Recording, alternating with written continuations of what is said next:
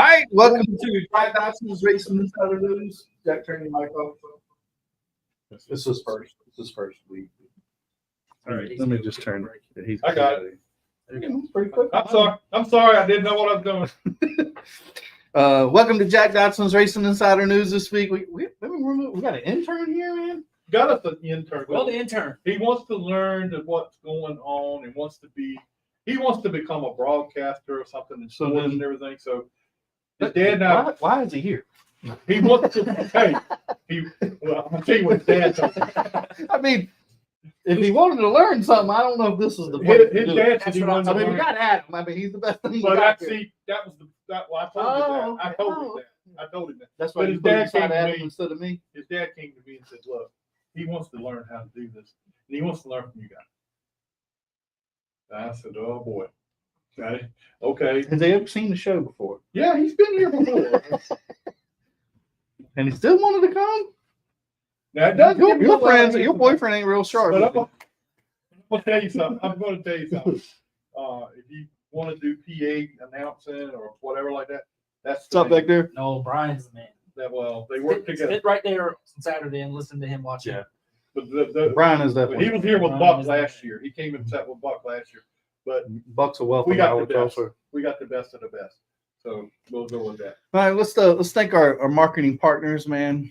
Man, what a race this weekend, man. I can't wait to talk about the 2 hour long car race. I mean, it all together. It was good. GAC, Great American Company. I think Papa John's for you're supposed to be quiet when you're here. You're not on the show. You don't have a mic.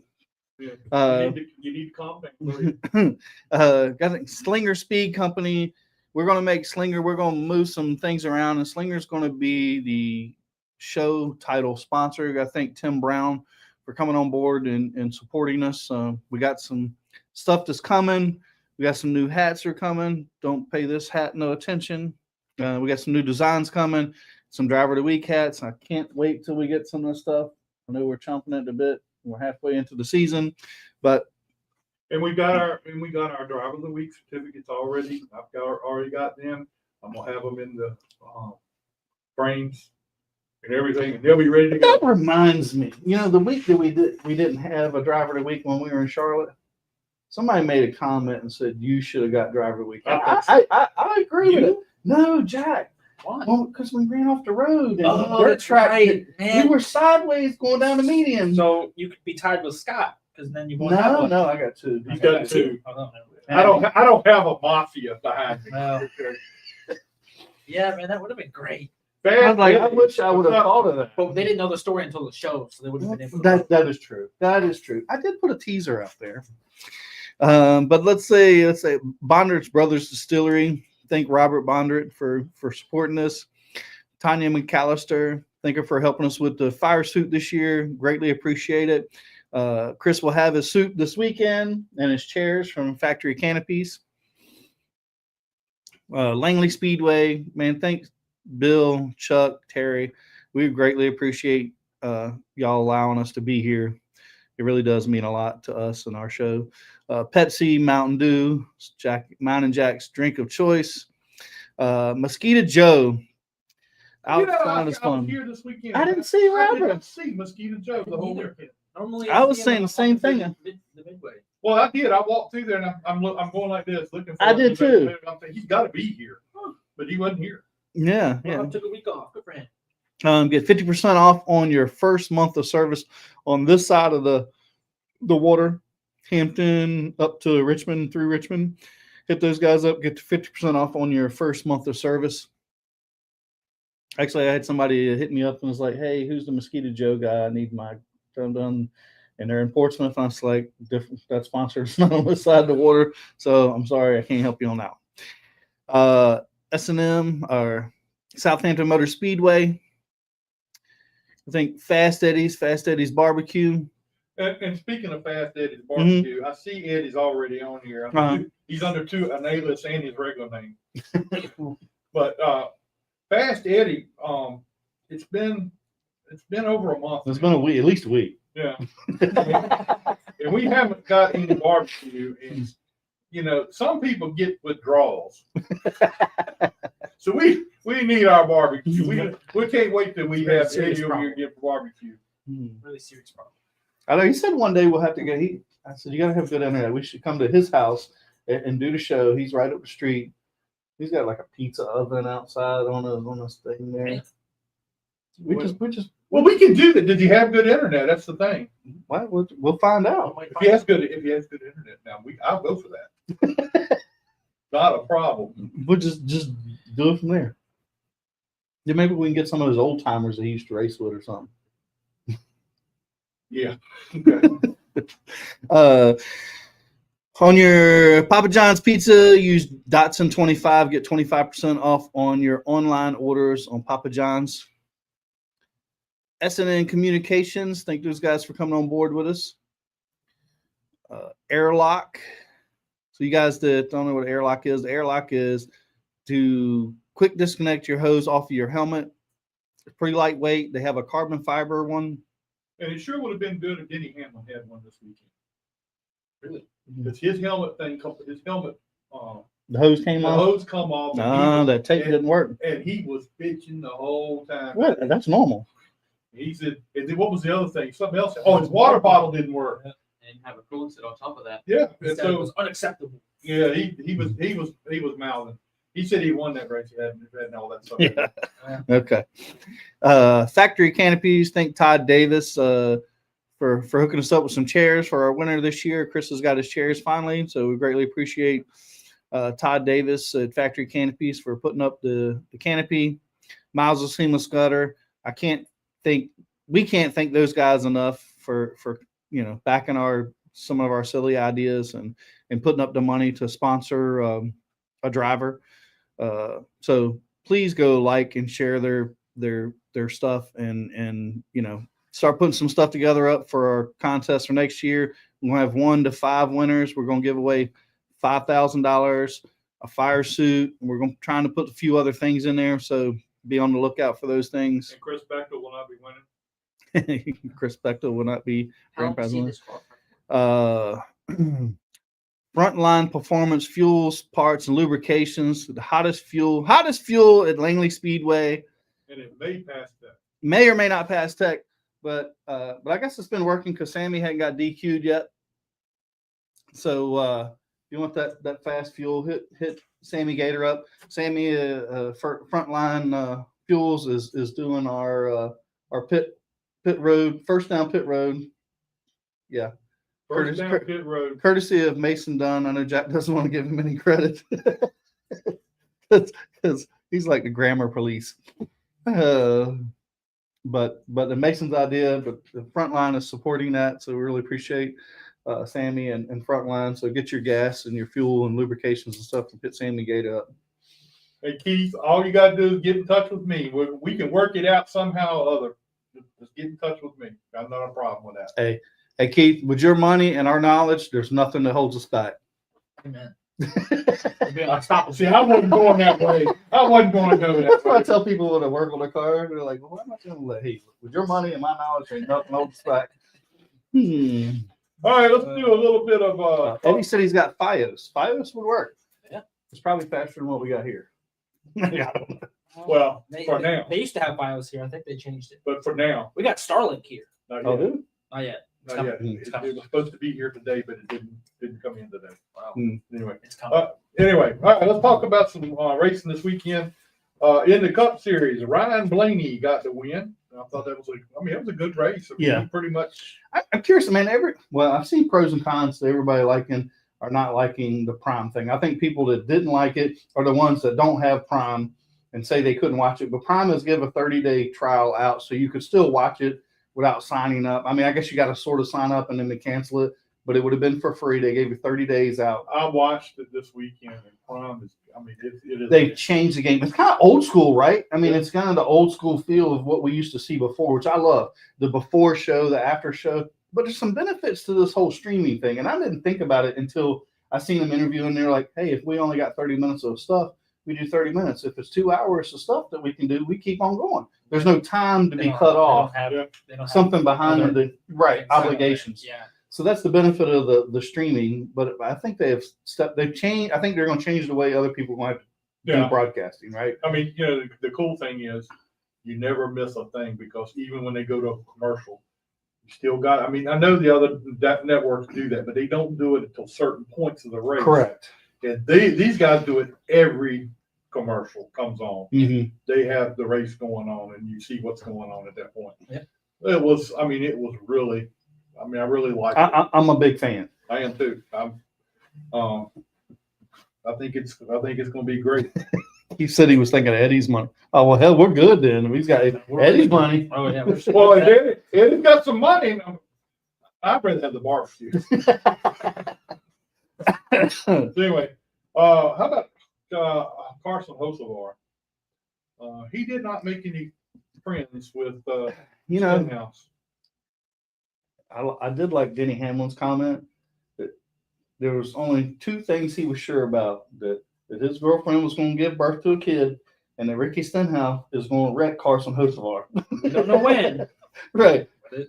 And look, I get it. I mean, and I don't want Carson to change, but I think he's got to learn a little bit of lack of, maybe a better term, respect. Well, they say it's a fine line he's walking right now, because I mean, he's got the guys with his owner and everybody, Jeff Dickerson, the owner, and everybody over there. well, I see They're his all comment, behind him. They're all but behind they him. said something But to him. Yeah, but they don't want him to change a lot, because if you pull back on it, Well, it's great for the sport, right? We need that, the bad guy, good guy kind of thing, right? We need controversy. Sure. And I'll tell you another thing, given the prime broadcast guys credit, they're fairly honest. They're not like, I feel like when they're giving their opinion, they're not trying to give a polished, politically correct answer, right? They're not answering to a big team, a big network or something. Maybe I don't know that, it's like but a little more loose. I feel I feel like they can be honest. It's like Carl Evans said. Yes, I ain't got 5 weeks. What they can do? but I love how I feel like they're giving an honest answer. Yeah. I could listen to Dale and Steve call anything, man. Mm-hmm. They could call. Well, and you got, Carl Edwards. I think he's bringing another aspect to it, and it's fun to see, because I think he's been completely away from the NASCAR stuff for a while. So all this stuff is kind of new to him, and it's fun to see the excitement and see some of that behind the scenes. Like, the week before last at Charlotte, when they were racing at the end, they're showing him and Corey like watching the race unfold, and they're getting all, like, they're like, I think it was just good. And I don't think you can sit around and have a beer on national television.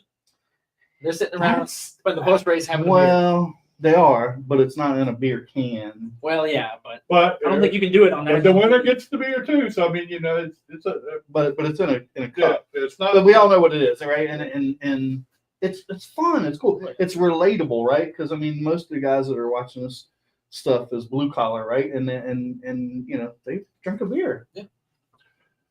All right, in the Xfinity race, Justin Allgaier got the win. And how about in the truck race? Rajah Caruth got the win. Did a great job. I was really thinking Corey was going to come back and get him. Corey he's fucking hot, right? I mean, this kid is the hottest thing, right? Yeah, he wasn't the cup car, but he's hot. Yeah, the cup car, he looked a little bit behind there in the cup car. But I mean, that was his own fault. Yeah. And that was a misjudgment. I don't know what happened there. That was a screw up. That was his screw up. Spotter told him he was there, and whatever. At Seekonk Raceway, Matt Hirschman got the touring modified What's up, Dennis? win. I'm just.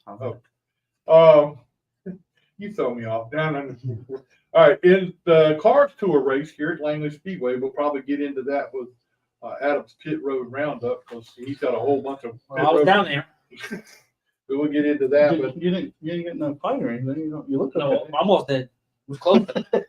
Real close. How about the Cars Tour West? Keelan Harvick got the win. He got lucky. let's be honest. He got lucky. Man, but there's no way you can choreograph that. But no, you couldn't. couldn't. No, you couldn't. I mean, what a great weekend for the Cars Tour in general, right? Yep. I mean, you have the Cars Tour West, the supers out there. Kevin Harvick's leading with 5 to go or 4 to go, gets wrecked. takes out the top 4. Yeah. I mean, the other dude, and I'm glad that Harvick wasn't mad. I mean, I think he was thrilled to death that Keelan won. Yeah. But, I seen on his podcast, he's like, and I didn't notice that until he said that and they showed it where the boy he overdrove it getting in, trying to get under Harvick, and then got loose, got into him, and then took the top 4 out, and little Harvick just went on to the win. Little man just came right on through. At Brownstown Bull Ring. You ever heard of Brownstown Bull Ring? No. It's a dirt track. Kenny Wallace got the modified win out at the Brownstown Bull Where the Ring. hell's that at? It's somewhere in Illinois. Probably in the Midwest. Yeah. I was gonna say At Hickory Speedway, the late model winner was Blaine Harrison. Remember him from a couple weeks ago on the show. Limited late model, Aiden King. The Super Trucks was Michael Bumgardner. In the CRA Jegs Tour race, Josh Berry won the race, but was DQ'd. Was he? And Tracy Craig ended up with the win. So he was DQ'd.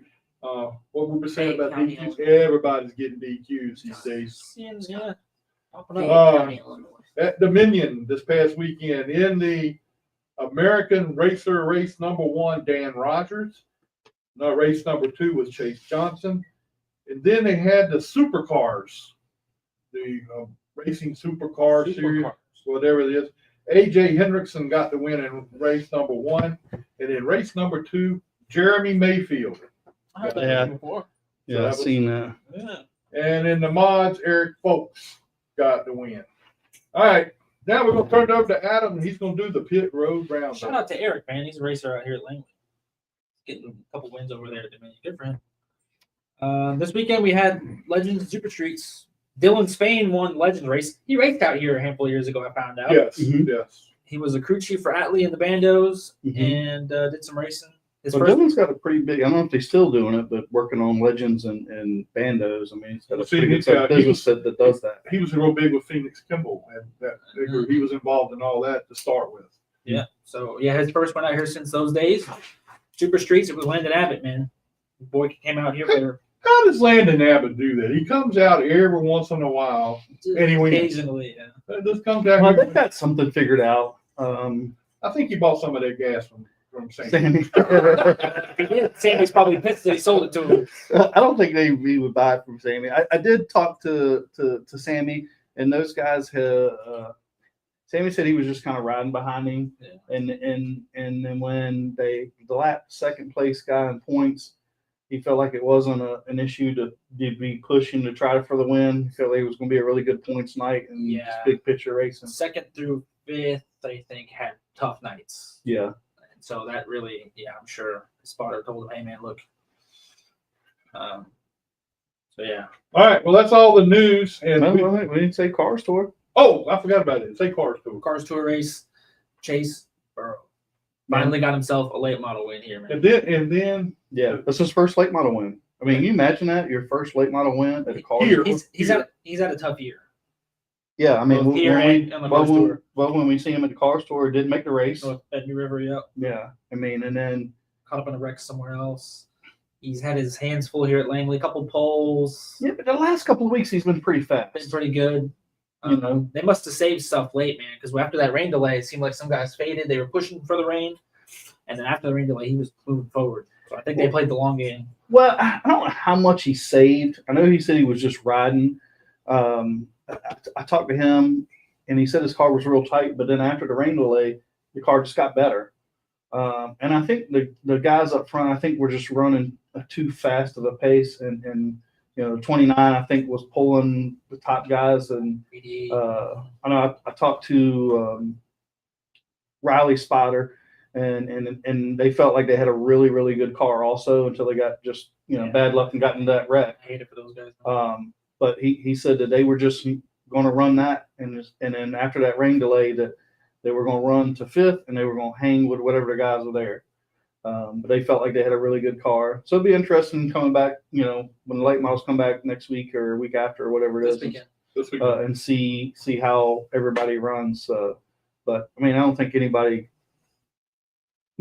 sad about. I was super happy to see Chase win. Oh yeah. It's a great family. It's so funny because I was, we were talking to him before, or no, actually it was little mini Tyrell, another one that had a really good run going.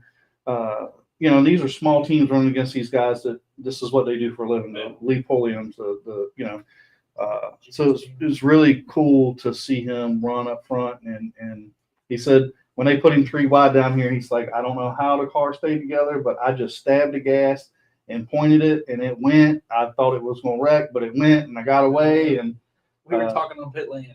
The 14 went to the bottom, and everybody in the stands probably knew that was coming. Yeah, I closed my eyes when they went into the corner. I thought, oh my God, he's not coming out the other side.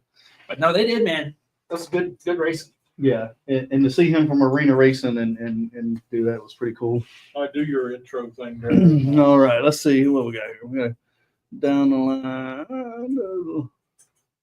Hello, I'm Eric Enyart, and you're watching Jack Dodson's Racing Insider News with Scott Allen and Adam Welbrock. All right, let's welcome Bobby CREECH on here. What's up, Bobby? How you doing, man? All right, doing all right today. What about y'all? We can't complain. We're doing good, man. Doing really good. So I see you back in a modified again. Tell us about that. I just built a thing. It was supposed to be old people having fun. I figured I've been around racing long enough. I should try it, and so that's what I did. So they gonna work it. Oh, there we go. I thought it was kind of cool to see you in that mod and out there racing again. So I thought that was pretty cool for you. And hey, it worked. That's a good idea. Yeah, that's actually the first time I ever drove a race car. I'd practiced a couple times, but that was the first time I was ever on a track with another car. But you built a bunch of them. Yeah, I've built many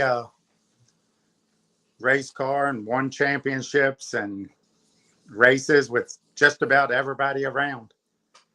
Really, that was your first time? You never driven a car out all these years? No, I'd practiced a couple times, and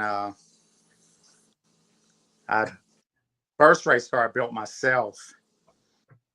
I'd started getting to the point that I was spending money that I needed to be putting into the household, and we just had Megan, and so I decided that was time to get rid of that before I dug myself a hole I could never get out of. So Bobby, for the guys, for this younger generation that doesn't know who Bobby CREECH is, how did you get started? What do you do, and how did you get started into this? I always loved racing, and I guess that's my dad would put us in the back of the old Pinto and ride around Richmond so we could pick up an AM station and listen to night races. That's how much he loved it, and so that's really all I've ever known is racing. So how did you get into the car building side of things, though? I went to Rick Townsend, got a job, and that was my college with Rick and Greg Deeth. I mean, when I went to work at Townsend, they gave me to Greg Deeth. Here, you do what he says. And You said a mouthful there. Old big Greg Deets. I mean, I don't know, probably not many people here besides the older guys know who Greg is, or Townsend, right? I mean, you're talking about the cream of the crop in the late models or the grand stock, which, Greg did. And Greg worked a little bit of everywhere. Yeah. I mean, worked at Junie Donlevy's, worked at Townsend, built some grand stocks himself. one of my favorite Langley memories was Tommy Ellis got a trap 2 laps down or something one night early in the Busch race. And Greg was sitting in a chair over on the backstretch. And wherever the old scoreboard was or wherever Greg was sitting, for some reason, he couldn't see it. So all I did all night long was run back and forth and tell Greg how many laps were left. And he'd tell Tommy. And he came back to the race. Well, who are some of your favorite guys that you've worked with? I mean, you've worked with the cream of the crop, like you said, but who are some of your favorites that you worked with that, was a big deal for you? I don't know. It's just so many of them with doing the Denny Hamlin races for those years. I mean, I had, in my cars, we had Joey Logano, Marcus Ambrose, Tony Stewart. I mean, we had just so many people that were in my cars that were cool. And I mean, Tommy Ellis is a hero to me and will always. And I was thinking about last night about the races and championships we've won at Langley. I mean, at one time we went, I think it was 7 years, and I had only lost 4 races as a car builder. I mean, you know, when you had everybody we had, anybody was in my car. Who are some of the names that you've built cars for? Well, I mean, just, man, you hate to say any one name, because then somebody will say, man, I did more than they did. But, you know, James Long, as a friend and a car owner, done his stuff for 20 some years. I mean, we've won races with, you know, Greg Edwards, C. Falk, Matt Waltz, Danny Edwards, Mark Wirtz, Casey Wyatt. It's just so many of them that I guess the hard thing with me is all of these people, they're not just customers, they're friends. And then when they go a separate way, try something different, I get my feelings hurt. And because, I mean, every one of them know they can call me whenever they want, and I answer the phone. And I don't know. It's just they're good people. Well, I think that's just natural, right?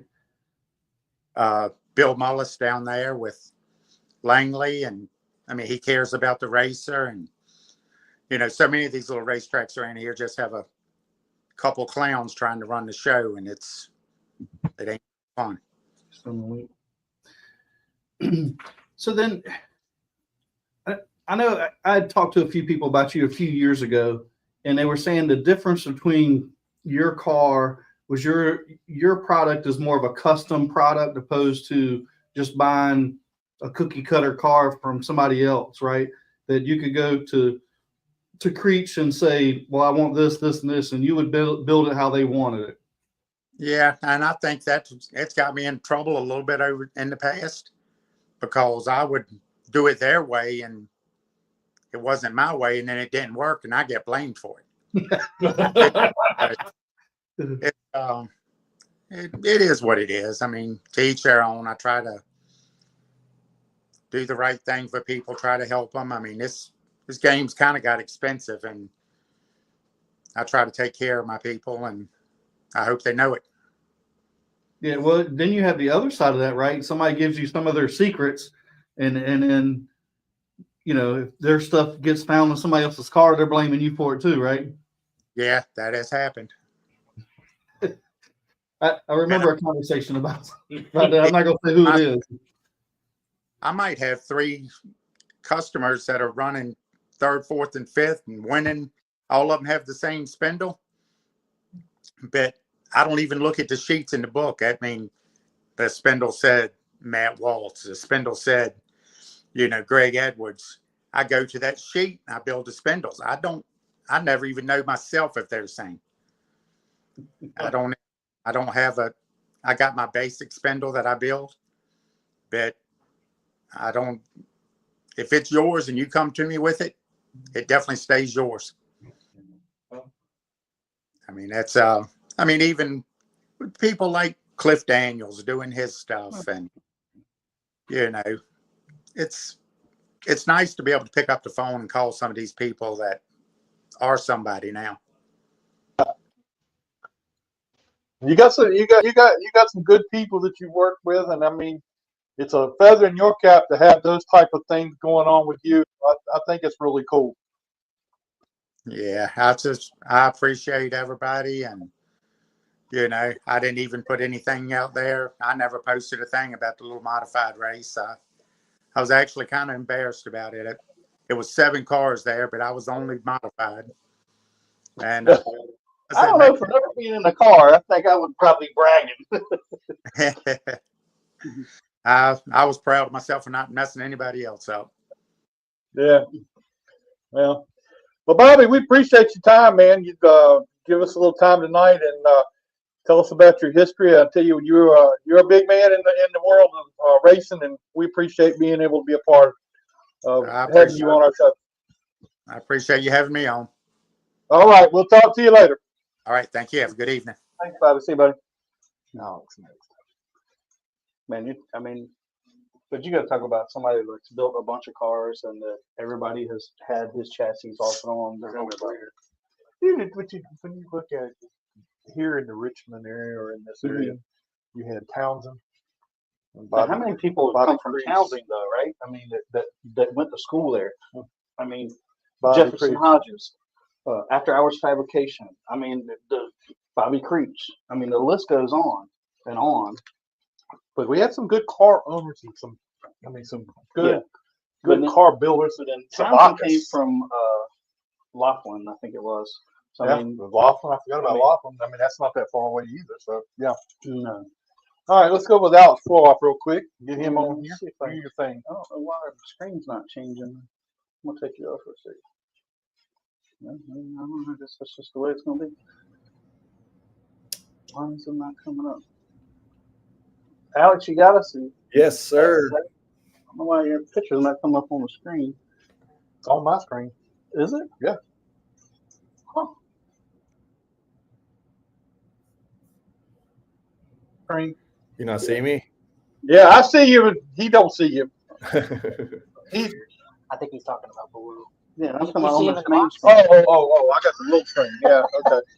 Anyway, Alex, tell us a little bit about racing this year. How's everything going? Everything's going pretty good. You know, I've been up and down this year. Had some, won the first race, couple seconds in third, and then the last race I got wrecked. But it's enduro. It happens. Yeah. I think I'm in third in points this year. Back up one. You had it. So, who's your main competition out there right now? I mean, Thomas Fontaine. I mean, it's a wide open field. Yeah, I mean, Zach Herline, he's doing real well this year. He struggled real bad last year. I think he wrecked like 3 cars, but he's got a pretty good car coming in this year, so he's going to be definitely tough. Chris Myers, obviously, he's come out pretty good this year. He struggled last year, I guess, blew up his car. So there's a lot of competitive guys out there now. We told Chris he can't come back up on the show until he brings food with him when he comes. So we giving him a hard time about it and told him, you were going to keep beating him until he did it. So. So what got you started with an enduro? Is that something? Yeah, I mean, this is actually my 16th season. I just kind of calculated it today, and I was like, wow, I can't believe it. I kind of started with the enduro, the enduro race, like Demolition Enduro. I picked up a Crown Vic that my brother got for me. I was like, hey, let's do the Day of Destruction Enduro. Then I started thinking, I was like, you know what? Let me just go into the Saturday night race. And that's how I just really got started. And, I never really did. I mean, I did, dirt bikes and stuff like that, and stuff like that. But it wasn't like something I really thought about until my mid 30s, decided to go circle track racing. So do you like the circle track racing? I mean, are you looking to maybe expand? After 16 seasons, I think I'm talking about expanding out to something else. Nah, I'm pretty content. I mean, I enjoy it. Everybody asks me, it's like, you going to move up? And I was like, I don't really care to. I kind of love the enduro division. I've raced against some great guys, that moved up and, won championships elsewhere as well. So I just kind of enjoy it. I feel like it's stress-free to me. I can just come race and then go home. And, if I got to work on the car, I can work on the car. I don't have to, do anything He moves up, it's a lot more work, Jack. Oh. Then you got to have a team, right? It's You gotta, another have level. you gotta have some pockets. But I'm sure you got plenty of people helping you. So I mean, the team. Yeah. I mean, I do. I mean, but obviously it's not like, there's upper classes, you got to have thousands of dollars, Yeah. to, be competitive. And, that's what I want to do. I want to be competitive. I don't want to go in and, But Alex, we gave $5,000 away last year. We're going to give an additional $5,000 away this year. It might be $1,000 or $5,000. We're not sure yet. yeah. So That helps out, but especially with an Enduro, that would really be a big help. Yeah, it would be. Well, I mean, so you say you don't have any reason to go up anywhere. So, Yeah. I guess you're just going to be happy running here at Langley and get a championship this year. I guess that's what you're after. Yeah. Well, yeah, that's what I'm going to go for. Well, that's cool. he's having fun, right? Yeah, He's living that's, the dream, that's right? what it is. Well, I'm not used to race car drivers having fun. That's because you never won, Jack. Alex, I know you are not laughing. Don't laugh at his damn jokes. I'm gonna tell you. But didn't you just have a kid last year or year before last or something? Last time we had you on. No, I didn't. My oldest is 10, my youngest is 7. So maybe 7 years ago, I had a kid. He's growing up. They grew real fast last year. Well, maybe it was 5 years before we had him on. Yeah, you had me on last year. Well, who else helping you? I mean, what kind of sponsors and stuff you got helping you with your car this year? Yeah, Mid-Atlantic Fire Protection. They've been with me 6 years now, which has been awesome. Reynolds and Todd, good people. They've been helping me out for, like I said, 6 years. And then I have my company, or my boss's company, Mike Corey, the Porch along Creek, and Chick's Oyster Bar have helped me out, obviously, with my racing. That's, being in the restaurant business is a tough getting out there, for practice and stuff. That's why I usually, start last. But, it's fine. I got to also, thank Bobby Whalen for with Bay Custom Auto Collision for joining me this year, which definitely helps out a lot for, getting tires and stuff like that. So. Yeah, especially if they got a frame machine. When you wreck it, you straighten it back out, right? Yeah, haven't got that far yet. Well, we don't want you to go that far, really. Yeah, you're absolutely right. I don't. Last race, I just had to replace a front clip and the rear spring. I think the rear spring, and that was it. But she's ready to go for the next race. Well, Alex, thank you for being with us. I mean, I know you got a lot going on, and appreciate you being with us, and we'll hopefully get to talk to you soon. All right, appreciate it, guys. Y'all have a good night. All right, you too, buddy. All right, thanks. I know Jack, you forgot or skit in between. you did. I ain't gonna do that. I'm just gonna go down the. Hey, I'm Kevin Cantor, 8-time Kingsport Speedway track champion, 2-time Motor Mile Speedway track champion, and 2-time LPR Speedway track champion. And you are watching Jack Dodson'S Racing Insider News with Scott Allen and Adam Wilbrook. And here it is. Here's my hero in the sport, Jeff Hammond. How you doing, Jeff? Good evening, everybody. How you doing? We're doing great. I tell you what, I'm glad to see you. Glad to hear from you. I haven't talked to you in a little while. So, how's everything going with your gig over there with the Truck Series? Well, I'm not really doing Cup right now, but I have been playing with the Truck Series. Yeah. And having fun there. It's always gratifying whenever you're helping guys and you see improvements. You see a lot of young talent when it comes to mechanics that come through at that level, and you see them taking on and accepting responsibility. A lot of times, guys come in, especially young guys, that they don't understand the responsibility that they're accepting. Yeah. And the number one thing you try to impress on them is it's got to be tight. If it's not right, call somebody who can tell you it's right. And at the end of the game, like last year with the 76 truck with Spencer Boyd, we ran the entire season and we only fell out of one race. And it was because a part was sent to us that we didn't check like we should have. We wound up, galting a left front wheel bearing at Pocono.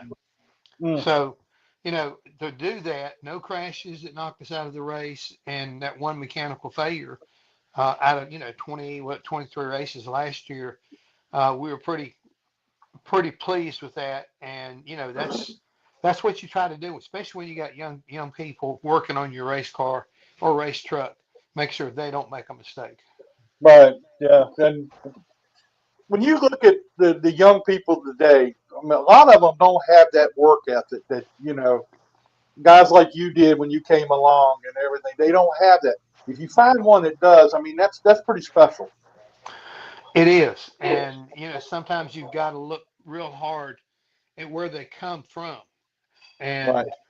I have found that, one of the best places to look, if you can find somebody who's interested, is with the military, because they got strict rules and they understand perfection and they understand, how to work as a team. And those are the things that really make a big deal to a small organization, is that you don't have like a cup program, even an Xfinity program, where you've got so many people that you can hire specialists, that are basically, okay, you are a suspension specialist. So you take all the wheel bearings and all the hubs off and everything, and you may send them out and get them packed and get a lot of things done by an outside source, but you're the one who reassembles it. So you got to be understanding how tight it needs to be and what you're looking for as far as alignment's concerned. And the other thing is understanding the fatigue factors. All these things come into play. Also, with the way fuel cells are today and the way electronic systems are, I mean, you know how much fuel you got in your fuel cell. Unlike when we were around, you had to understand fuel mileage and exactly how much you got out of the fuel cell, and it was a totally different way you assembled it back in those days. So today, the folks at NASCAR have allowed some really high tech stuff come into play, and it really it's another part of the program that you got to make sure it's done right, and that is your electrical system whenever you run any of the top 3 series. Well, one of the things that I wanted to ask you about, you saw what all took place this weekend in the Cup Series with Carson Hocevar and Stenhouse. Mm-hmm. Is this one of those situations to me where he hasn't got that feeling in there yet, to where he needs to give a little bit to be able to do well, and I think it's because he's still real young about it, but he's not willing to take that step there, I don't think. I've listened to some of the conversations that were brought up earlier in the show, and it's part of evolution. I mean, you can go back, and I mean, I'm gonna tell you a couple of guys right quick. At one time, were pretty much out of control, and one of them was Earnhardt. I mean, he run over his fair share, and even for your friend of his, if you don't believe me, ask Terry Labonte. He wound up on the short end of the deal twice. One time he was able to pull off the win, the other one he wasn't. Or somebody like Ernie Irvan. Ernie was very aggressive, and the guys finally had to tell him, look, if you keep this up, your career in NASCAR is going to be ended pretty dang fast. And a lot of times that's the kind of information that needs to be passed along to somebody like Carson. You look at his past record, especially in the Truck Series. He was aggressive. He was a go-getter. And when you come up to the Cup Series, sometimes those guys don't put up with it as well. The situation with the cars, I mean, it looks to me like he's got a great feel, but he's also got to mix that great feel into using common sense and good judgment from time to time. Now, you got to face the fact he is trying to make a name for himself. So, you know, if you hook horns with him, even though he's a young bull, he plays rough. Yeah. But Jeff, you being probably one of the best crew chiefs that ever come along, and I'm saying that seriously, but how would you go about trying to explain to him as a crew chief or as a part of that team, hey man, you need to back this. You don't want them to back it down because you know sometimes it takes away from them. But how would you go about handling What you create, you got to live with. I mean, if you know, run into somebody and you upset them and they come to tell you what's getting ready to happen to you, or the next time you get around that individual, they wind up planting you in the third turn wall. This is where you got to realize you better learn how to get out of the car and go talk to somebody before they talk to you with their race car. And at the same time, you've also got to use enough good judgment, because here again, NASCAR's not going to put up with somebody just doing something that is deliberate. Yeah. Deliberate, you know, deliberately wrecking somebody. That they're not going to stand for that either. So there's an art to everything that we do in the sport. There's an art to how much I should get involved as a crew chief in the drivers, you know, issues. I've always told the guys, along with the owners I work with, you don't let anybody hurt your driver, but you don't hurt any other drivers or get into it until the two drivers lock horns. And this will make sure that nobody, you know, gets in there and gets an unfair advantage of your driver. But we never promoted fighting. And trust me, I've been into a few scrapes along the way, and I've seen a few scrapes along the way. I mean, early in my career, you know, to be a part of the organization I was in, Junior Johnson and Kel Yarborough in 1979, and they had the little confrontation between the Allisons and Yarborough. Yeah. So, you know, you learn that it's going to happen. It's almost like, you know, in racing, if you're not careful, and a lot of drivers probably wouldn't like this analogy I'm giving you, but it's almost like a family fighting. It's almost like brothers. You guys, you race every week side by side. You see each other every week, you know, doing stuff. Sometimes you develop a good rapport with them, but it's still like brothers. You know, brothers fight, and sometimes they fight real nasty. So that's the way what racing really is to me, because a lot of times out of confrontation becomes friendships. Yeah. So when you get some of these younger kids that come in and they get their rides basically because of the money they have or whatever. I mean, it seems like it takes away from them as far as trying to be professional in the sport, trying to do the right things because they feel they got the money, they can just do what they need to do. I think that's the way I see it. Well, I can understand that. And, you know, as a crew chief or an owner, if you're even a sponsor, you need to make sure you impress upon, you know, your young driver that how do you want to be represented out in the real world? I mean, especially if you've got a full-time or a company that puts a lot of money into your operation. Do they want to be known having a guy that, you know, drives over top of people and doesn't have any respect, or, you know, is a negative to your company?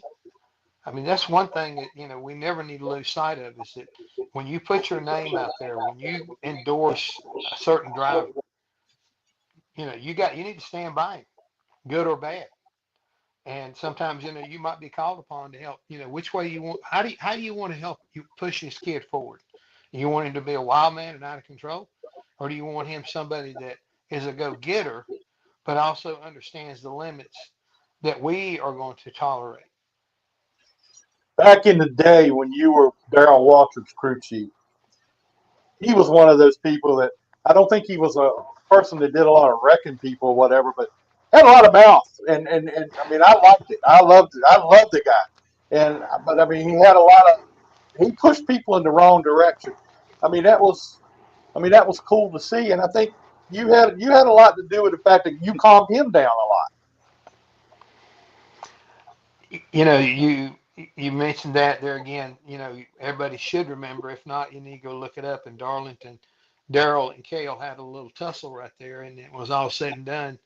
Daryl and he kind of got into it, and Cale nicknamed him Jaws.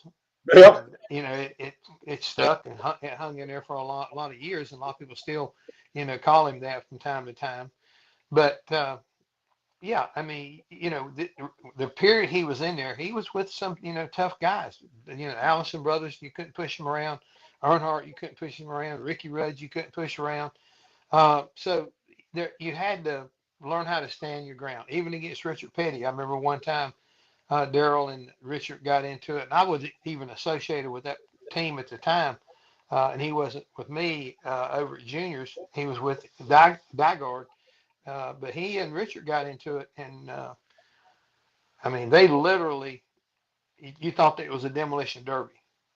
I mean, they beating on each other like you've never seen, and they were at North Wilkesboro, and NASCAR finally said, "Hey, next one of you that touches the other, we're going to park both of you and let you think about it for the rest of the race." So it got pretty nasty, and a lot of times that's what you have to have happen. You got to have NASCAR intervene and make people understand that we'll put up with some stuff, but we're not going to put up with something where somebody next paper comes out, NASCAR goes demolition derby. That's not what they're looking about. They're looking for people to go out and put on, good shows, hard racing, but at the same time, not something that is embarrassing. Let's put it that way. Back during the years, also that I've been watching the Earnhardt thing on there. What is your take on it? How did you? I mean, you were living the life back then with all this going on. What did you think about the documentary? I think it's very informative. It's very accurate. It makes your heart hurt because Yep. we once again we know how much we're missing, and we all wonder what would be different in our sport today if he was still with us. I was fortunate to know his dad, Dale Earnhardt. I mean, his dad, and the thing is, he worked on our stuff. Ralph helped build, you guys talk about cars and stuff, but between Tiger Tom Pistone and Ralph Earnhardt, we got a lot of good information to run the local short tracks there in the Carolinas. And, I met Dale early in his career when he was going out driving that pink car. And, it was a fun part of my life. But I watched him, rough up people and make a name for himself. And his daddy always kind of would say, if somebody does something to you, you don't get even, you get ahead. And that's one thing he was always good about. If he had payback coming, you knew Earnhardt was going to do it to you. You just need to figure out where and when and how bad is it really going to be. So that is a very accurate part of what's going on. And then growing up around the kids, Dale Jr. and Kelly, used to go over on weekends off. I'd go up to Dale's house on the lake and spend the weekend there, and we'd, have the big time out on the lake, with the boat and everything, playing poker. It was really, like I say, one of those times that, you really got an opportunity to get to know somebody. Went hunting with them a couple of times. I don't know. It's just, and like I say, the documentary just brings back up and makes your heart ache for what we don't have in our world now today. And, you look at Dale Jr. and, Dale's trying to do it his way and his direction, and Kelly's trying to guide him. They're both doing, I think, a wonderful job. But you would really wonder what else would be different with DEI if Dale Sr. was still here. I agree with you on that. Yeah. Now, one of the things I paid close attention to was a little thing up at Richmond, Virginia, when Earnhardt and Darrell got into. I think you were with the team then, and they got in there and they had that wreck at Richmond and everything. How was Darrell and Dale? I mean, I know they were bitter enemies on the track, but it portrayed them as being a little bit different away from the track. Did you see it that way too? the two of them, were around each other a lot because in the early days of Diegard and Darrell racing and everything, a guy named Robert G came into play. Mhm. And, he's grandfather to Dale Jr. And, he was, his daughter was married to Dale Sr. But a lot of people maybe didn't understand the chemistry or what was going on over at Robert G's a lot of times because some of the best race cars and most awesome fabricator ever lived was Robert G. And he had quite a crew over there working on stuff. And it was kind of a comedy central, but a lot of serious racing at the same time. And that's where, Senior and Darrell really, they kind of had a love-hate relationship. But one reason was Dale was trying to get into the big leagues and running, at that time, Busch Grand National stuff. I remember him out there working, trying to get a body cut apart one time, a Nova body, to take it so he could, run the Busch Grand National Series out of that shop. And, Darrell was kind of making fun of him because Darrell was already in the big leagues and, Dale was trying to make it. But there was that love-hate relationship, like you're pointing out. And Richmond didn't help it. I can tell you that right now.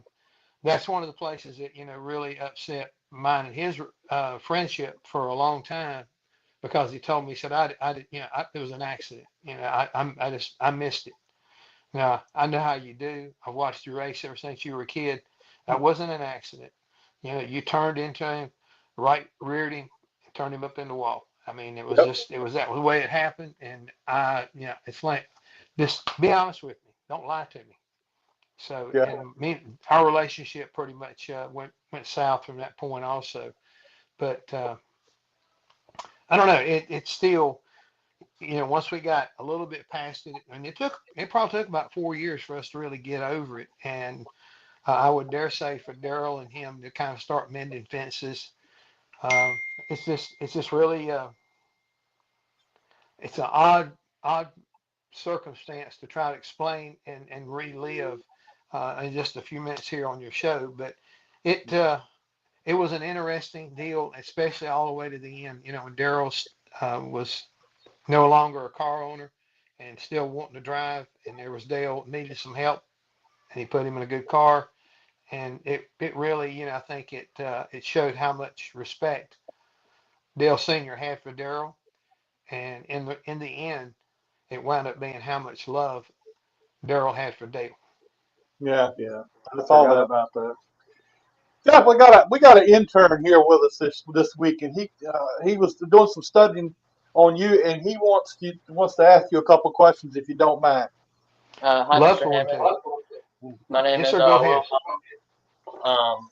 I wanted to ask you about your time as a broadcaster on NASCAR and Fox, and any suggestions you may have for someone like myself trying to work his way up in racing and broadcasting, and any advice for someone like me. Well, I appreciate you bringing that up.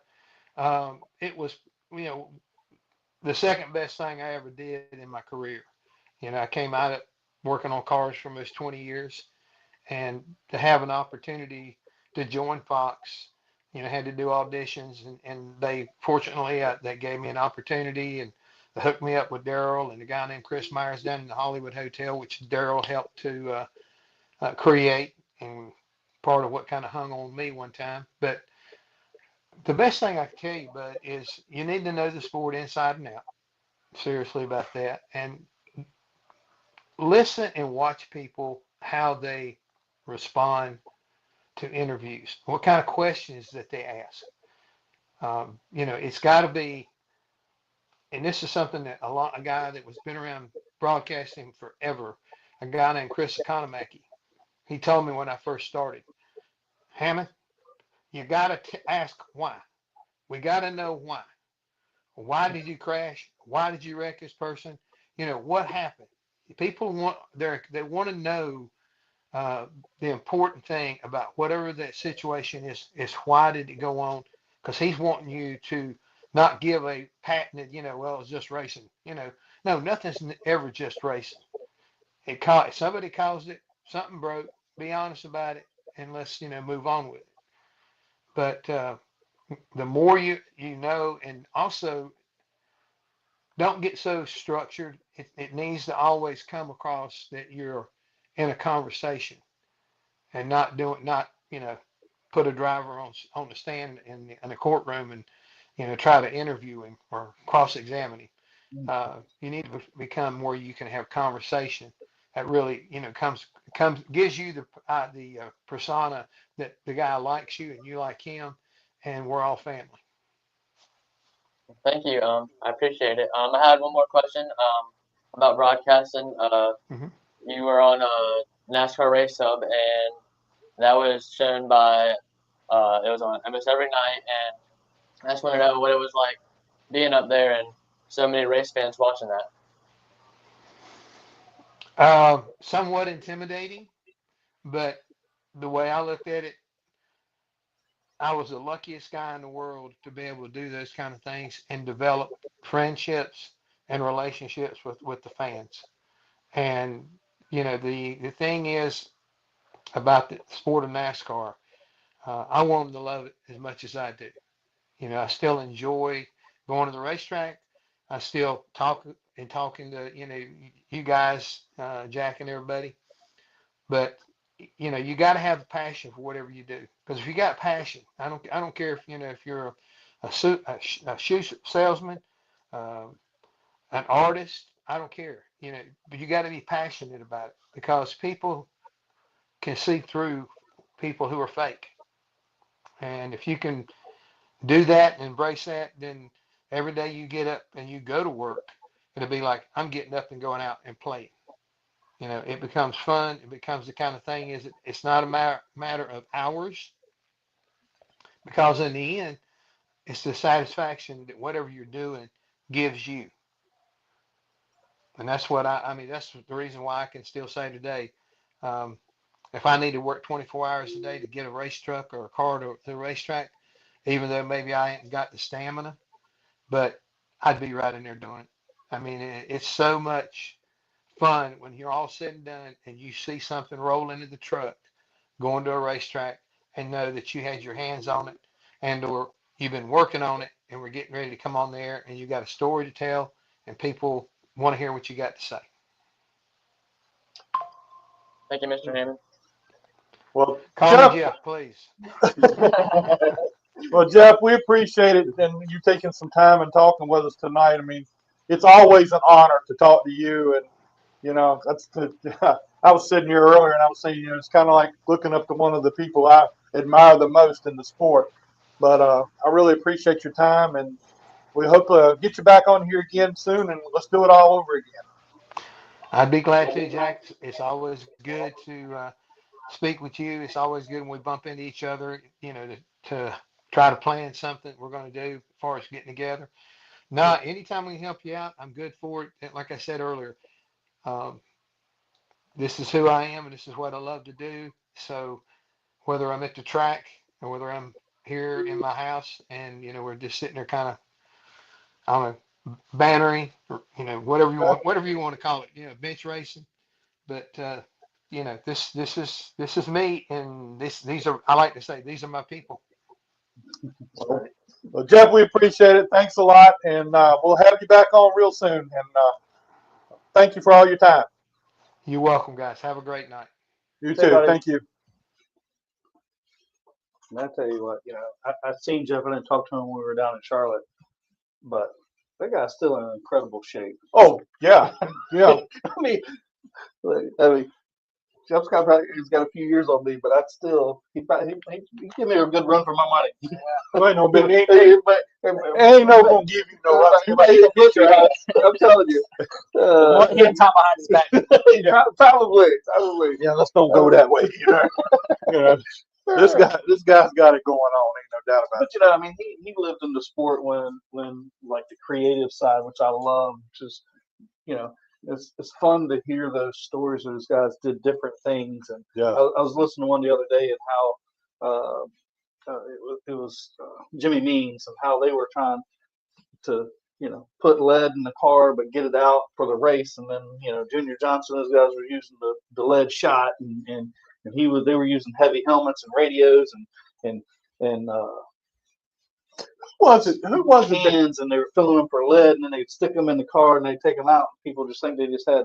Who was the guy that made a radio out of lead and stuck it in his radio? I mean, I think a lot of them were doing that. It was the helmets, it was the radio, a pack of cigarettes. Yeah, I remember it's a whole bunch of stuff. The aerosol cans, the SR20, which is like a cleaner or something. They would fill that with lead and they'd stick it in the car, and people just think it was cans. So they take it, they go to pit road and they go qualify, and they pull the can out. They just think you got a can of something and doesn't tell you they took 20 pounds out of the car.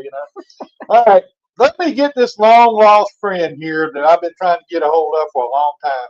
Do your interview thing. Hello, I'm Phoenix Kimball. I'm the 88 legend car driver at Wake County Speedway, and you're watching Jack Dodson Racing Inside News with Scott Allen and Adam Wilbrock. And there he is, the pilot, Cole Bruce. How you doing, man? Good. How are you guys? I'm gonna tell you what, you a hard man to keep up with. I'm gonna tell you that. I have tried and tried and tried. Look, he got his sponsor stuff down, doesn't he? Oh yeah, he does that. But I tell you what, he's 21. There you go, buddy. I hope you don't think I'm harassing you by trying to get you on all the time. But anyway, I try to stay with it. Jack. It's a privilege. Yeah. Well, maybe. I appreciate you guys having me. Like I said, I've been super busy these past couple of weeks and stuff. So unfortunately, just with a lot going on with school and stuff and flying, obviously at night and stuff, unfortunately, it's just always been on Tuesdays. So yeah, I'm finally got some free time now. So I'm glad to finally be on the show. So are you finished with your flying stuff now? As far as instruction, where you're at with it? Yeah, where are you with it? That's what.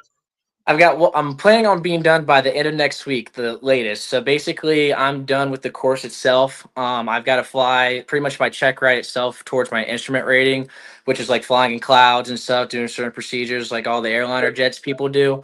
So basically, I'm just waiting for my big test exam, as if you want to call it, and then I'm done. So I'll have my instrument rating. I'll be done for the summer, probably go play around more with race cars and flying here and there for fun and enjoying my free time while I still got some. Yeah. So on the flying side of things, before we get into too much of the racing side of it, I've got some clients that are pilots, and I've learned a little bit. I think we had talked about it one day that so from here you're done with school, you got to get so many hours so that you can fly a certain size plane, right? And then you have to get trained on certain planes that you're going to be flying. I thought that it's like you got your driver's license, right? You got your driver's license, you just get in any plane and fly. That's not how it works. And like some of these tests, I understand, are $20,000 or $30,000 for if you're going to go fly for this airliner. On what planes they have, you have to be on their instruments and whatever, right? Or am I saying that wrong?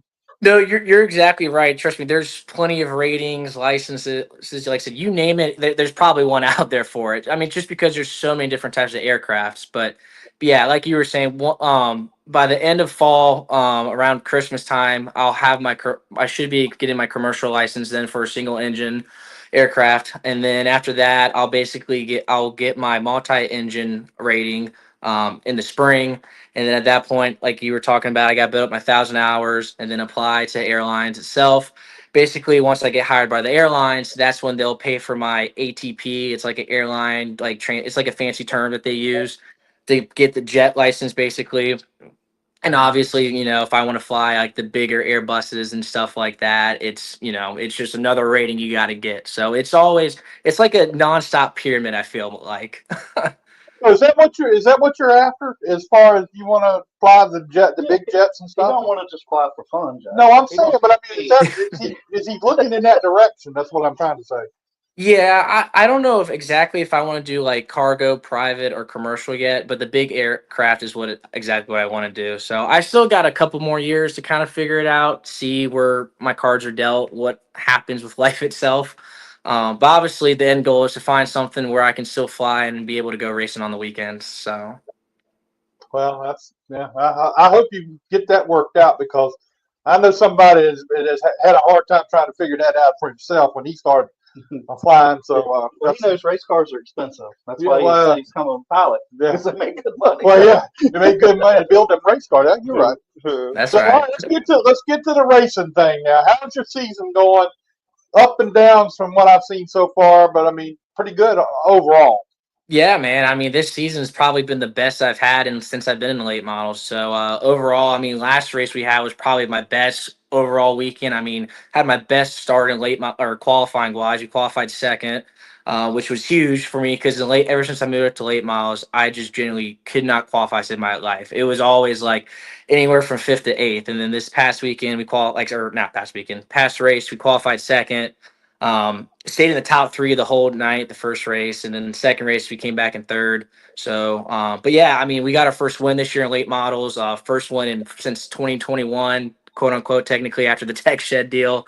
But yeah, it's been a long time and a long coming and journey to get to this point. So we finally figured out our stuff. So I don't know. It's like finally all the puzzle pieces and everything starting to mesh well together, whether it's me learning how to drive, give feedback, adjustments on the car, equipment. I mean, everything's just finally meshing so well together. And I'm so happy and thankful that it is. So what was it like getting that first win, man? New sponsor. It's got to be a big plus to, help out. And then to get that win. And I was thinking they weren't here either, right? They came the first week or they here the week before. Yeah, they were there for opening night. I had two representatives there from Club Tails there, and obviously we qualified second, and or excuse me, qualified eighth, and we finished second. So obviously that was exciting for them to see me pass a bunch of cars and finish right up there with Connor Hall. Unfortunately, he hasn't been back since. He's been mad. He's always had something going on with work or family. But yeah, I mean, we've had, like I said, a strong year. Super proud to represent Club Tails and have them come aboard. Like I was telling you, Scott, when we talked about it after the first weekend or so, I mean, this guy's been wanting to help us out for forever, but obviously finally just turned 21. So it kind of worked out well. So like I said, I'm glad to represent them, hopefully get their name out. I've seen a lot more people drinking Club Tails at the track and inside the pits giving me crap about it, asking, after the race is over, man, where's the cooler Club Tails at? So glad to kind of get that name out there a lot more. So It'd be like, what's his name? Sell more cases, get more races. Bingo. So what? You did a lot of racing at Dominion, and you came down here. I know you've raced here off and on before, but what's the biggest difference in your mind and how you had to make changes for Langley Speedway as compared to Dominion? Definitely driving style. Obviously, I'm sure if you guys heard from many people, Dominion's obviously just balls to the wall. You're driving aggressive, hard. Here it's just super flat. Roll in easy. Easy off. I don't know. I think the biggest thing for me was just like when we ran the Virginia racers there back in 2020. I was actually able to adapt to the track fairly quick. So I feel like it's just one of those things where, like, obviously we've been racing there now for 3 full seasons, or this will be our third full season now there. But it's just been finally just keeping the consistency of like staying at one track, because before, like, we travel around a little bit, whether it was Sobo, Dominion, and Langley, and obviously all 3 of those tracks are very different. Obviously Sobo and Dominion a little bit more. But one, it's just learning obviously how to drive the track. And then just being conservative as well, knowing how much to save, how much to burn at the right times. I think that's the biggest thing I've learned from it in my racing career so far. But yeah, it's a day and night difference though. That's why I think like a lot of guys, when they come to Langley, they struggled. I know my dad, he always, like, when he would run there back in the day, every once in a while, and he hated that place to death. I mean, he grew up at Old Dominion, which is kind of similar to Dominion Raceway, where it was a very aggressive track, and he just could never figure out Langley, and it always frustrates him a little bit just because I could always figure out that place somehow. And I don't know how. I don't know either, because like in Virginia Raceway, like I said, all I did was run at Dominion, which was a very aggressive driving style, like so. But yeah, somehow or another, over lots and hundreds and probably thousands of laps now, I finally figured out that place. So I think I heard him just say he's a better driver than his dad. I wasn't going to say that. I wasn't getting into that. Honestly, that's one thing I wish I could do. Honestly, it was pretty cool watching Keelan and Kevin Harvick this past week and run against each other and stuff. Maybe one day we'll get the old man back in there, old Roberto driving. But Okay, all right. Now you done opened the door, so I'm gonna go ahead and go on in the door. If you and him were racing against each other, and you come to that point where you got the, you get down for the win, are you gonna dump him or move him or whatever you want to call it? we'll give him the crumb horn. Obviously, he'd do the same thing to me. He that's exactly what he said. He said, "I would do it to you." I'd probably expect the same thing back. So, as long as I don't put him in the wall, we'll be good. So, but yeah. Yeah, he gets pretty. I've seen him in action. He can get upset. I wouldn't want him mad. Oh yeah, that's for sure. Me and him both. Fortunately, we're a lot alike. So. Now, I've never seen you get mad at the racetrack. What's going on? I don't know. I was scared to even walk over there. He was having some conversation. But we kid, but you're going to have that in this sport, right? I mean, you can't run inches from each other and competitively and not ruffle feathers on one side or the other. And there's always three sides to the truth, right? Yours, mine, and the truth. Oh, yeah. But that's part of it, and if it was easy, it would be boring, man. I mean, we need that passionate. I mean, if it wasn't, if each one of you are not passionate about it, then it's not that fun. No, for sure. No, I get it. It is. That's the one thing about this sport. I always, give my dad crap about it for getting me into it, just because like I did something I've been passionate about since I was 8, and I truly do care about it so much, even with all the ups and downs and things I guess we've had against us. We've been able to somehow climb over it. But I mean, it's part of it. Like I said, I just sometimes you get in the moment, you get passionate and emotional with it, and I mean that's just I don't know. It's a good thing and bad thing because it kind of in the moments when you do well, it kind of means a lot more. Obviously, just like you guys were talking about with the guy before me about, just showing up and racing these guys who don't have a true like passion or understanding for their sport. I mean, I feel like that's what makes a lot of drivers different than others. Just the passion behind them, wanting to do this and just be successful. All right, now where are we for the Triple Crown? Are you going to be running for the Triple Crown too? Not the Triple Crown. It's something I wanted to do, possibly talked about. South Boston's just it kind of messes up our schedule a little bit with one being on vacation and then two, it's like a week before Langley runs again on a weekly show, and then having only one car right now, it's just way too much to shift everything over because we'd have to put the Harrington motor or change motors, set up. And then obviously just turn back around in less than 6 days to get back from Langley. Hampton Heat, obviously, I've ran it the past 3 years. That's still on the table. Martinsville, same thing. Not complete. I wouldn't say it's not crossed out, but it's not fully rooted in yet. It's still like I think Hampton Heat and Martinsville are still a coin toss right now, still a 50-50 shot, just depending how everything goes this year. But our main priority right now, man, it's just we're in a super great spot for points here. Like I said, we're third right now. Right behind Woody and Greg for the points, and we're just trying to make the best that we can out of it, and just see if we even have a shot there near the end of the season to compete for it. You need to go tell Dad build you another car so you have two. Yeah, I had to get rid of both of them so we could be able to get this hot rod. and I say now they're both running good with Mark, so they're because but yeah, so because that car's your old car, right? Mm-hmm. So my red car I ran last year, that chassis Atlee Weeze has now actually. And then the other car that we had, the 14, I can't remember his name off the top of my head, but he runs part-time with Mark Wirtz. Chris Tucker. Or it's Van Gilder. Yeah, Tucker. Van Gelder, yeah, he's got my other car. So Mark, I don't know, he somehow inherited both my old race cars over there, taking care of maintenance in them. Well, maybe you need to talk Mark into letting you get back in the car again for Hampton Heat. Yeah, I mean, who knows? I mean, I know he's got plenty of them over there. Unfortunately, I know he just had to get one fixed, the one from last race. I think it needed a rear clip if I was not mistaken. So, but hey, I'm always down to driving somebody else's car if all I got to do is pay the tire bill. So, I'm not going to say no to that. Right. Well, Cole, appreciate you being with us, man. I'm sorry I harassed you so much to get you on the show, but and shout out to your sponsor there. Yeah. Yeah, no, for sure. Like I said, I appreciate you guys having me on.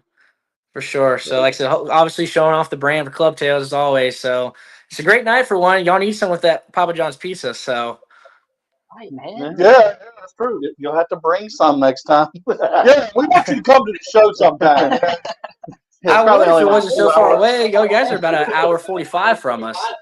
Oh, I was thinking it was 2 or more, so you're good. So where are you? You're still at Liberty, right? Yeah, I'm still in Lynchburg right now. So that's about a 3.5 hour drive. But I usually drive home on Thursday, Friday nights and stuff, and then Saturday I ride down with Dad and everybody else to the track. Oh, okay. Well, cool. We'll have to catch you when you come down this way sometime. Yeah, for sure. Obviously, of course. All right, Cole. We appreciate you. Thank you for being with us, and hopefully we'll see you here. You'll be here this weekend, so we'll probably see you then. Yeah, for sure. Like I said, hopefully the weather holds off. Obviously, if you guys are down there, come say hi to me. I'm always in the pits, kind of busy for the most part. I don't really move outside of my box or area, but yeah, come down and say hi to me, of course. We'll do that. We'll do that. All right, man. We'll talk to you again soon. All right, see you guys. Thank you. All right, I appreciate it. Yeah, we had a couple of people said we need to get Ricky Rudd on. I have been trying to get Ricky Rudd. I did that. What about Linda?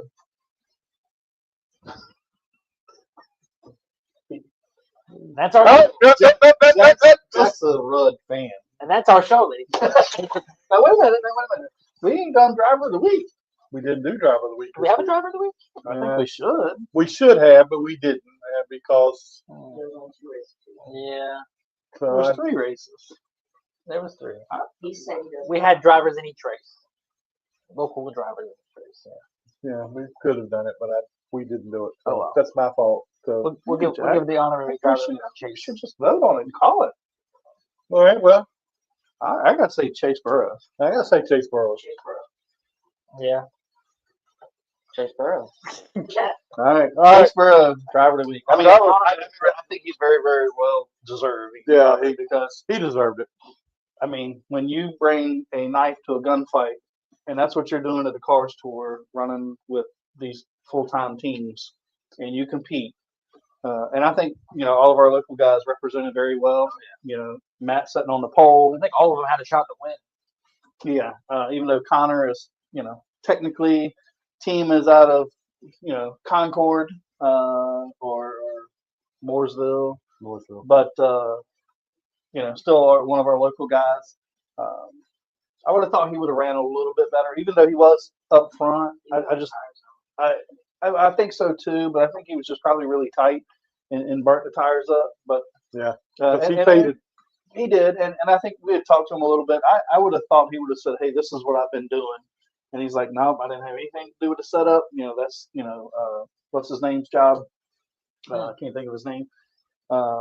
And let him make a call, which hey, their stats speak for themselves too. So I mean, they've always had really fast cars. And Thomas had kind of a strange year in that car, right? I mean, that car's always ran very well, dominated. They've had some crazy bad luck, good luck, and at the end of this race, be 2 points out or 2 points lead. I think he's ahead. No, he's ahead now. It's the 29 DNF.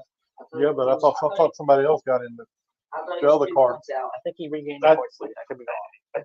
I think they said he was 2 points out, but I think the 29 still has the points lead. So I don't know how. I'm not sure how the points work in that because I would have thought he'd have lost enough points. Yeah, that was what I was thinking too, because that he should have lost it. Although Connor was the 29 fell out of the race. Connor, I think he ended up eighth, seventh, eighth, somewhere was that far back. Yeah, it was. Oh no, he is 2 out. Okay, who's the 29 still even? Landon's ahead. Yeah, I thought he posted that he was ahead, but I guess not. No, I know during the broadcast they said 2 points out at the end. Yeah. I thought that's what they had said. Yep, still 2 out. But I would have thought he would have been more. Look, we're used to seeing him come here and dominate, right? Yeah. And that's what I thought we would have seen. But I mean, I think all of our local guys ran really, really well. Oh yeah, this past weekend. So, all right. Well, that's our show for tonight. We appreciate everybody for tuning in and being a part of the show. Man, it was great to have Bobby CREECH on here, to have him tell his story a little bit about what? I know he was a little quieter than I expected. He was, and I was thinking, okay, because usually when let's I get a little more. talked to a few times before, and he was very talkative, right? And he was just, Right. yeah, reminded me of old Ernie Irvin when we had him on. It was like he's probably the worst. I'd say the worst, but he was just one answer. Yeah, one word. Kind of like Connor tried to do this when we walked up there, and he's like, "Car's good."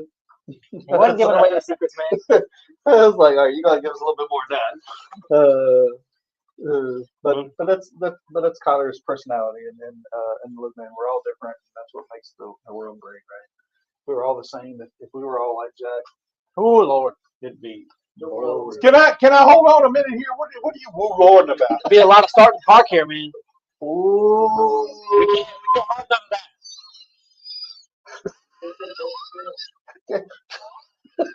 We gotta have cars on the racetrack, Jack. Come on. Too much. There won't be no winners. No, there wouldn't be no winner. Nobody did with you, man. Why are you starting on me now? He started it. He didn't want everybody to be like Jack. I don't think there's nothing wrong with you. There wouldn't be any winners. All right, well, that's our show for tonight, and hopefully, next week. I don't know that Adam will be back. It's been great. Thanks for having me, Scott. I hope you're back next week. Bye. No. I just can't believe you shot me down like that. You got it right. I didn't even see that one coming. I didn't either. I was sitting here and he said it, and it just kind of took me a minute to figure out what he was doing. And where did you get that from? You've been hanging around that goddamn Robbie Parker. I did see Robbie this weekend. Yeah. Oh Lord, Yeah. that's enough trouble right there. But anyway, Will, how'd you like the show tonight? It was great. Thank you guys for having me. Super fun. A lot of jokes. Had lots of fun tonight. Yeah, well, but that's what the story of the show is about. Jokes. You gotta have fun, man. But anyway, you're always welcome. Thank you. I want you to know that we'd be glad to have you anytime. And I'm not bringing you back. Well, you didn't bring him today, so I invited him. Clay's So- walking home. he might be, and you may not have a car to go home in. So that's These are the risks you take, man. anyway. And Scott, well, I ain't gonna say nothing. All right, that's our show. We'll talk to you again. Please like and share our show, and we'll see you again next Tuesday night. see you guys.